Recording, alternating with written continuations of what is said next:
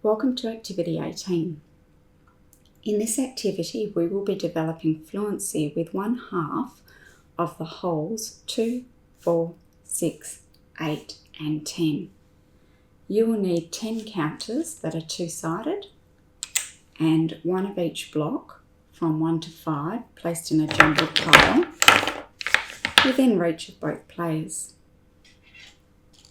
The aim of the game is to place the most number of blocks in 3 minutes. Let's begin. Player 1 goes first. They say 1/2 of 4 is 2, and they place the block that is 1/2 of and a counter on their scoring table. Player 2's turn. 1/2 of 8 is 4, and they place a counter on their scoring table. Player 1's turn. 1/2 of 8 is 4. They place the block and a counter on their scoring table. Player 2's turn.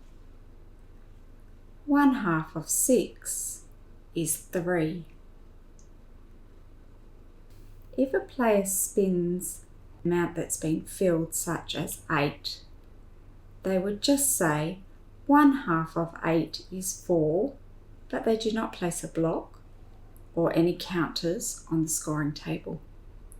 Now it's your turn.